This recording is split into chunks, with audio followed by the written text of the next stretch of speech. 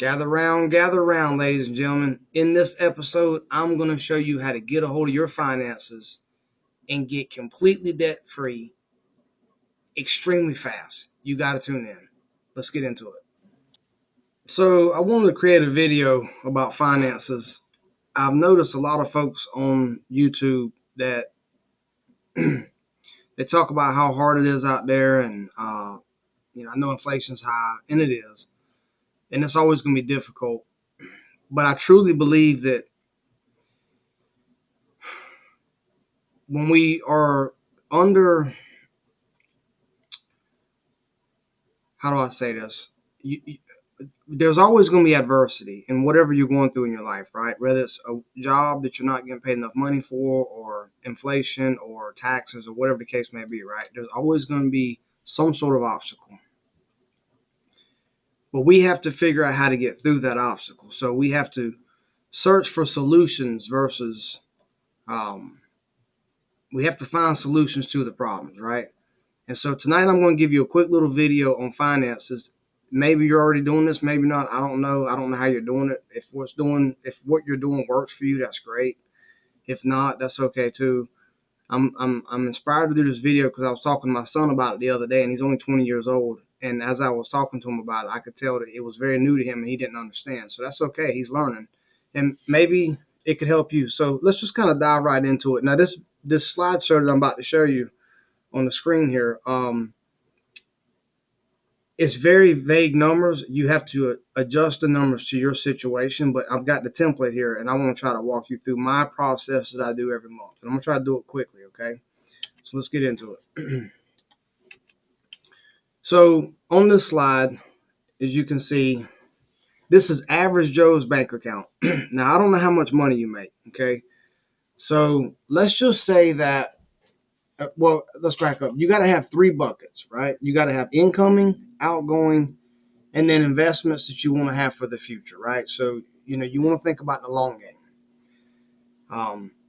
A lot of folks that I know, they don't never think about the long game, and then when they get older, they're in debt, and they never actually thought they'd live that long.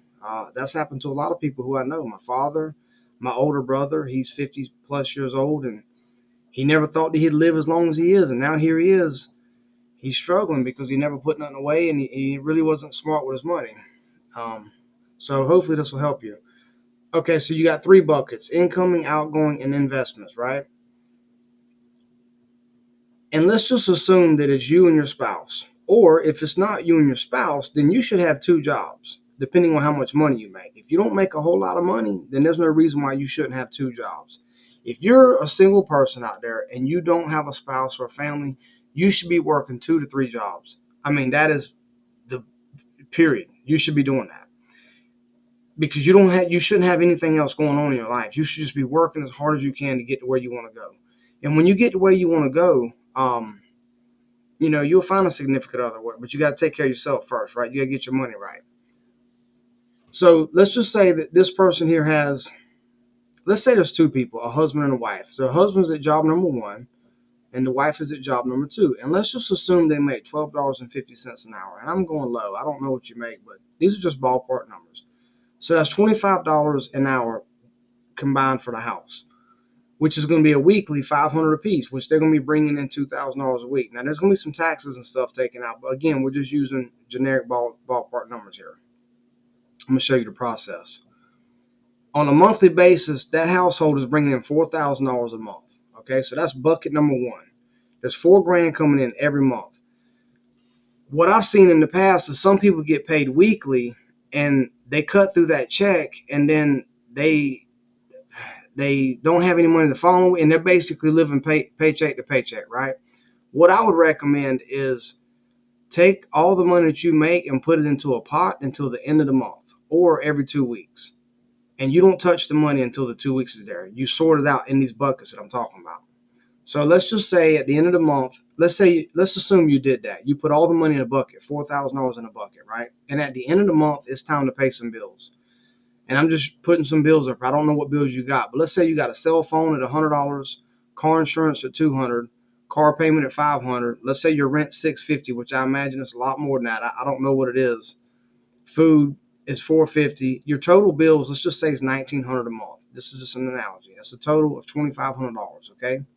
So what we're gonna do, and I'm not trying to insult no one's intelligence. I'm just walking you through my process.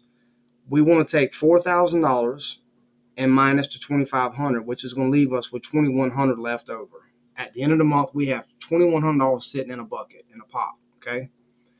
Now, we don't go spend that money. Okay. We have to allocate that money because we're thinking long game, right?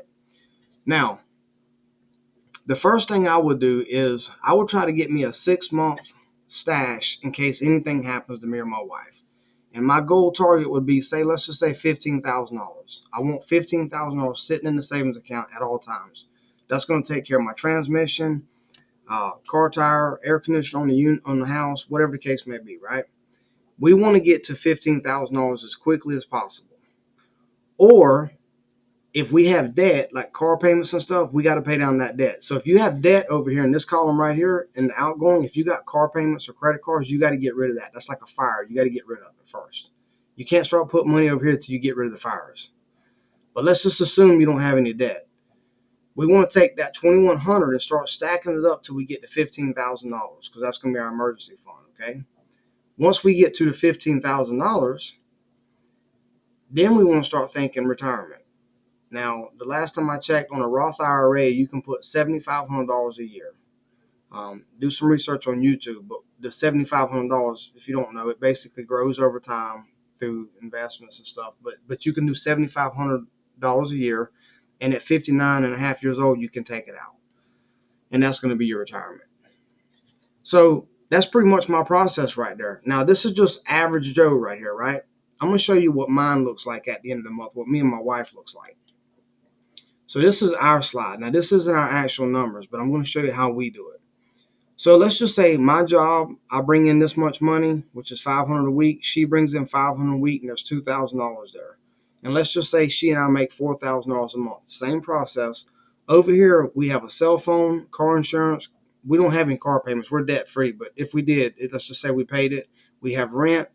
Now, I live in Wisconsin, and she lives somewhere else. I'm not going to get into details, but we live in 2 different households. And the reason why is because I'm in the military, and currently I'm stationed here and she's back home. So when we first started doing this, we were pulling money out the same account. And what I noticed every month is I couldn't account for where the money was at because she was swiping the card and I was swiping the card, and it just, you couldn't keep up with it, right? So I came up with this process. So down here below the food right here, you got the kids, Sandy, Chance, and then the total. So these kids, Sandy, and Chance, those are 3 different buckets. So at the end of the month, after we pay all our bills, there's an allotment that I put in the kids' account, her account, and my account. And if she cuts through her money by the end of the month, she's on her own. That's her fault. Same thing with the kids. I put a certain amount of money there for the kids for them to go to the movies or, cut by Dunkin's on the way to school. Whatever they getting into, they like to go skating or whatever. That allows my wife to do that with them. They have their recreational money. She has her money to go get her hair done, her nails done, and there's no reason why she would run out of money because all the bills are being paid. So if she runs out of money, then I would tell her, "You're not being smart. You're just blowing money." But that's never happened. She's pretty good with it. And then the same thing goes for me. If I run out of money, then apparently I'm not doing a good job. So we pay all these buckets. We pay all this first. And then over here, what's left, we put into the savings. And once the savings topped off to where we want it at, we start putting money in other places like a Roth IRA, or if there's a project at the house we want to work on, I want a concrete driveway right now for my house. I want to get that done. That's going to cost 20 grand. So I save to get to that 20 grand, and I can just pay the guy cash.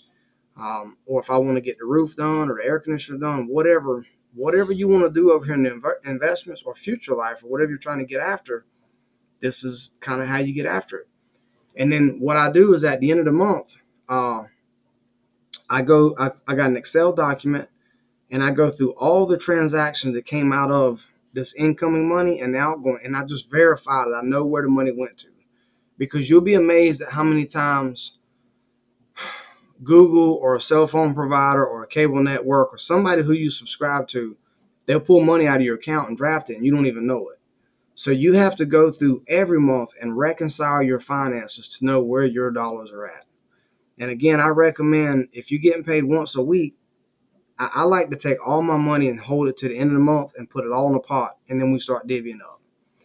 And if we're not making enough money, then we either got to cut back on some stuff or we got to get another job until we get out the hole that we're in. And it is possible because I've done it. I've worked 2 and 3 jobs before.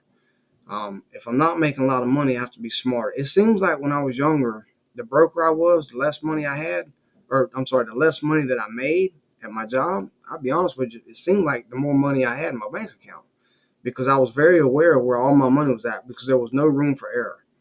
As I progressed through my life and I've made more money, I've noticed that sometimes I spend more money because you just get to swiping or you go out to a restaurant. You don't really think about it because you're making good money, right? So it's called wasteful spending. You got to be careful with that. So I hope this video helps you. This is a process that we use. It is very, very good. Like I said, every month, I don't know if I mentioned that, every month I go through and I reconcile each transaction to make sure I know where it's going to. I don't know if I mentioned that. I started going off after, but hope this helps you out. If you need any coaching or have any questions, comment in below. If you're new, I'd love for you to subscribe. We're trying to grow the channel. Um, my family and my kids, if you don't know, if you haven't seen the previous videos, they don't even know I made this channel. So I've got a whole new network here. So all of you folks are new, and it's been a pleasure so far. I've enjoyed talking to all of you, and I hope this helps you out. Comment, subscribe, and we'll see you on the next one.